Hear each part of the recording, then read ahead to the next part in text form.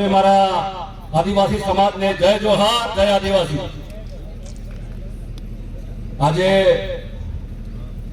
જસવંતપુરા મેરુ બેટાલી વિસ્તારમાં આદિવાસી સમાજના જનનાયક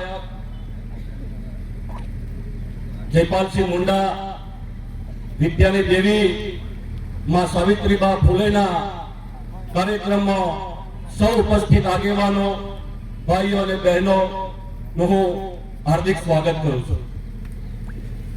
સાથે સાથે જયપાલસિંહ મુંડા અને સાવિત્રીબા ફૂલેનું આપ સૌના વતી સત નમન કરું છું। જયપાલસિંહ મુંડા સાહેબે ડોક્ટર બાબા સાહેબ આંબેડકરે જો આપણને સંવિધાન ના આપ્યું હોત, હક ને અધિકાર ના આપ્યા હોત, તો આજે આપણે એકત્રિત પણ ના થઈ શક્યા હોત। સાથે સાથે વધુ કઈ કહેવા માંગતો નથી। ઘણા વક્તાએ ખૂબ સારી વાત કરી છે, પણ આ 2026 નું ઇંગ્લિશ નું નવું વર્ષ છે। આ વર્ષની અંદર આપણે આ સભામાંથી જનનાયક જસપાલસિંહ મુંડા અને બિરસા મુંડાના વિચારોને વેગવંત બનાવવા માટે આપણે આજે સંકલ્પે છૂટ્યા પડીએ એવી જ વિનંતી કરું છું। કેમ કે આપણે ટેવાયેલા હો સુને સબ કી કરે મન કી। હવે આપણે સંગઠિત સમાજનો સમજ આવી ગયો છે। ડોક્ટર બાબા સાહેબ આંબેડકર કહે છે શિક્ષિત બનો, સંગઠિત બનો, સંઘર્ષ કરો। પણ જેમ જેમ આપણે શિક્ષિત બનતા ગયા, આર્થિક રીતે મજબૂત બનતા ગયા, તેમ તેમ આપણે સંગઠિત પણ થતા નથી।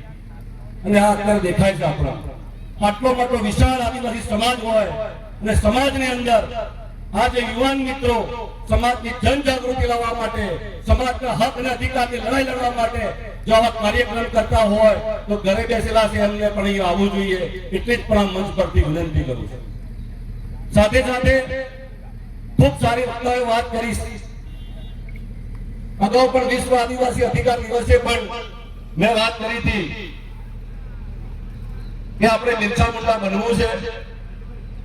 જો આપણે બિરસા મુંડાના વિચારોને અમલમાં રાખી આપણે જો ગુજરાતનો એક એક આદિવાસી સમાજ જો બિરસા મુંડા બનશે તો આજે સરકાર આપણા હક અને અધિકાર લઈ રહી છે, આપણા જળ જંગલ જમીનનું હરણ કરી રહી છે, અરવલ્લી ગીરીમાળ બચાવવાનું વાતને એ લોકો આપણું સમર્થન નથી કરતા।